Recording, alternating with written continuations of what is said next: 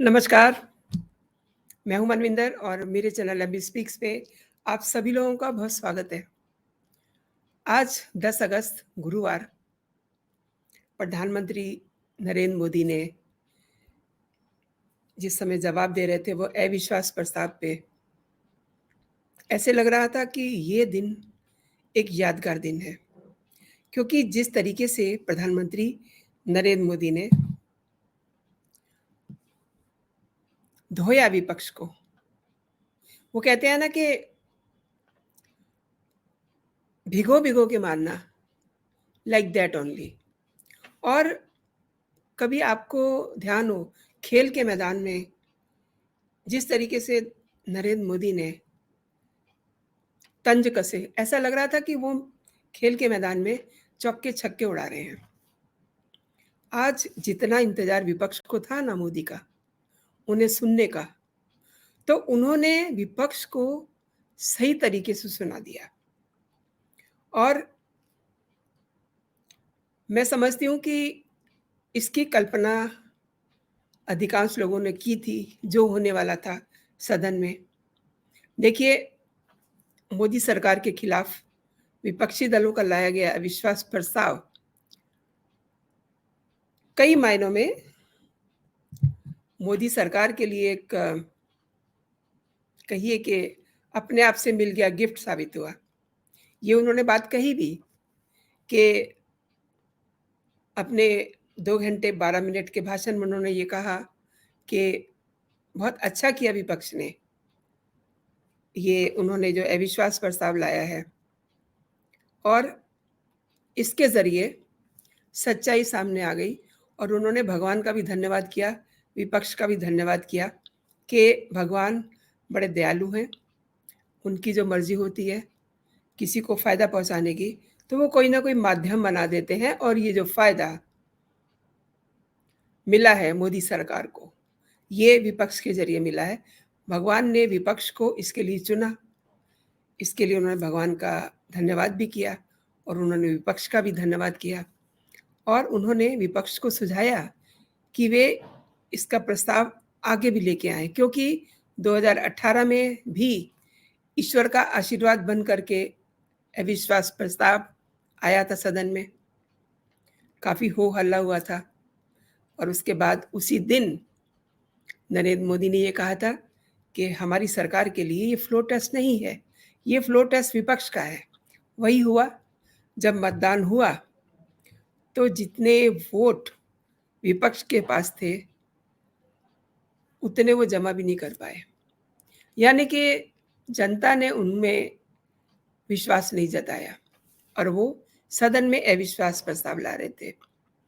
तो एक तरह से जनता ने मोदी सरकार में विश्वास तब भी दिलवाया।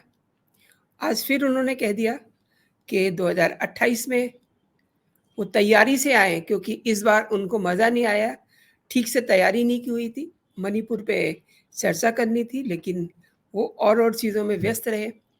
तमाम सारे जो कहना चाहिए ना कि जो पॉइंट वाइज़ उन्होंने एक-एक व्यक्ति का नाम लिए बगैर बड़े तरीके से उनको धोया।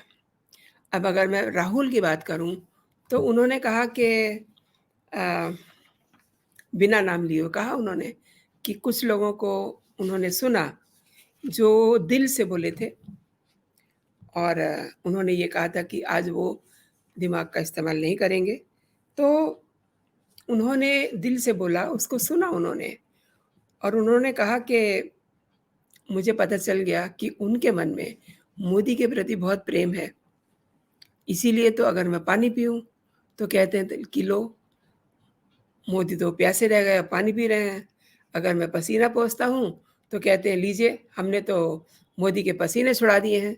जबकि सच बात ये है कि आज की कार्रवाई में मैंने बार-बार नोटिस किया कि वहाँ पे सब लोग एकदम कूल महसूस कर रहे थे, लेकिन the only lady was there Sonia Gandhi, जो एक पेपर से अपने आप को हवा कर रही थी। इट मीन्स सदन में एकदम ठंडक के बावजूद उनको पसीने आ रहे थे। ये बात मैंने क्यों कही है? क्योंकि उन्हें पता था कि उनके पीछे उनका लाल बैठा हुआ जिसकी जम के खिंचाई कर रहे हैं प्रधानमंत्री, तो उनके पसीने तो छूटने ही थे। और उन्होंने कई सारी बातें ऐसी कही कि कई सारे उन्होंने तंज कसे, किसका ज़िक्र करूँ मैं? उन्होंने विपक्ष के लिए कहा कि देश का बँटवारा उनकी देन है, इमरजेंसी उनकी देन है। और आज वो बात करते हैं विकास की, विकास से तो उन्हें कोई मतलब ही नहीं है। एक्चुअली जब उन्होंने विकास की बात की, तो उन्होंने यूथ की बात की कि यूथ को किस तरीके से सत्ता पक्ष आगे लेके जाने के लिए एक प्लानिंग कर रहा है। उन्होंने आज इस बात पे कोई ज़िक्र नहीं किया कि वो हाल ही के दिनों में विदेश गए थे, वहाँ से उन्हें क्या मिला, क्या समझौते हुए, किसी बात पे उन्होंने कोई चर्चा नहीं की। और एक बात और है, आज की मतलब उन्होंने 2 घंटे और जो ये इनका भाषण था, इसमें उन्होंने ऐसी बातें कही, 2 घंटे 12 मिनट का भाषण था, लेकिन उन्होंने ठीक 1 घंटा और 52 मिनट तक उन्होंने जो बात की, वो मणिपुर पे बात की। अब उन्होंने सारे जो चिट्ठे थे ना पुराने वाले, गांधी परिवार के, जिनकी वजह से आज नॉर्थ ईस्ट जो है, इन सब चीज़ों को झेल रहा है। हालाँकि आप ये देखिए कि आज की तारीख में जो मैंने आगे भी 1-2 वीडियो बनाए हैं, ज़िंदगी की कीमत बहुत बड़ी कीमत होती है। लेकिन ये जो वहाँ हिंसा हो रही है, इसमें जो ग्राफ है, वो काफ़ी कम हुआ है। कहाँ हज़ारों में हुआ करता था, उसमें वहाँ के लोग भी शामिल थे, फ़ोर्स के लोग भी शामिल थे, लेकिन आज की तारीख में ये काफ़ी कंट्रोल में है। ठीक है, जो भी कुछ हुआ जिस तरीके से उन्होंने 2 महीने पहले की video, the very same day जिस दिन मानसून सत्र शुरू होना था, उसी दिन उन्होंने उसको वायरल किया। वो ये चाहते थे कि मणिपुर पे बिल्कुल चर्चा ना हो, इसीलिए आज तक भी उन्होंने चर्चा नहीं होने दी। जब मोदी बोलना शुरू हुए, तो विपक्ष जो है, वहाँ से उठ के चला गया। उसके बाद पीछे से काफ़ी नारे लग रहे थे कि आप सुन नहीं सकते हैं, आपने बोला बहुत कुछ, लेकिन अब आप सुनिए। विपक्ष मणिपुर मुद्दे पे 26 जुलाई को केंद्र सरकार के खिलाफ अविश्वास प्रस्ताव लाने का उसने फैसला किया था। अगले दिन 27 जुलाई को लोकसभा अध्यक्ष ने विपक्ष के प्रस्ताव को स्वीकार कर लिया। अब विपक्ष के प्रस्ताव पर 3 दिनों से काफ़ी चर्चा हुई, लेकिन पर्सनली व्हाट आई फ़ील कि अच्छा होता कि जो ये सत्र की शुरुआत है, उसी दिन से विपक्ष गंभीरता से इस पे सोचता, सदन की कार्रवाई में हिस्सा लेता। बीते दिनों इसी सदन ने, दोनों सदनों ने जनविश्वास बिल, मेडिकल बिल, मतलब तमाम जनहित के बिल, डेंटल कमीशन बिल, आदिवासी बिल, डिजिटल डाटा प्रोटेक्शन एक बहुत इम्पोर्टेंट बिल है, जैसे कई इम्पोर्टेंट बिल पारित किए। ये ऐसे बिल थे जो मछुआरों के हक के लिए थे, जो सबसे ज़्यादा केरल को फ़ायदा देने वाले थे। वहाँ के सांसदों से ज़्यादा अपेक्षा थी कि गंभीरता से इस बिल को लेते। लेकिन उनके दिमाग पे केवल राजनीति ही हावी रहती है। इस चीज़ को प्रधानमंत्री ने अंडरलाइन भी किया कि विपक्ष प्लस कांग्रेस केवल राजनीति करते हैं और वोटों पे नज़र गड़ाए रहते हैं। जब आप राजनीति ही करोगे, तो आपको वोट कहाँ से मिलेंगे? आप जनता के लिए भी तो कुछ सोचिए। अगर उन्होंने जनहित की भावनाओं का मान किया होता, तो क्या वो डे 1 से मणिपुर पे चर्चा नहीं करते? डे 1 से ही उनको ऑफ़र था गृह मंत्री का कि वो चर्चा के लिए आएँ, तैयार हैं, लेकिन नहीं, उन्हें तो राजनीति करनी थी। ख़ैर, अब जो उन्होंने किया ठीक है, आज झेला भी बहुत है। नरेंद्र मोदी का मेन फ़ोकस जो था, वो युवाओं के लिए नई दिशा अ, देने के लिए जो बिल थे, उन पे था। अब हिंदुस्तान को साइंस पावर बनाने की दिशा में बढ़ाने वाले बिल थे। डिजिटल डाटा प्रोटेक्शन बिल युवाओं से जुड़ा हुआ बिल है। आने वाले समय में टेक्नोलॉजी ड्राइवन एज आने वाली है और विपक्ष उनके लिए राजनीति सबसे पहले है। उन्हें गाँव, दलित, गरीब, पिछड़ों से कोई मतलब नहीं है, तमाम बिल उनके लिए भी थे, लेकिन उन्होंने इसमें कोई इंटरेस्ट नहीं दिखाया। अब आप देखिए, देश ने देश की जनता ने उन्हें किस काम के लिए यहाँ भेजा है? क्या वो इसलिए वहाँ गए हैं कि रोज़ वहाँ हल्ला करें? और क्या कहें? मतलब इस बार तो कुछ कुछ काम ऐसे हो गए, जो कभी हुए नहीं थे सदन में। राहुल गांधी ने दिमाग से भाषण नहीं दिया, दिल से भाषण दिया और उन्होंने पहले ही कह दिया कि मैं कुछ गोले फेंकूँगा, ज़्यादा नहीं फेंकूँगा। अरे! इतनी किडिश हरकतें कर रहे थे वो और जाते-जाते वो उनकी तरफ फ्लाइंग किस फेंक के गए, जिनको वो डर के मारे जिनके डर के मारे वो सदन छोड़ के भाग गए थे।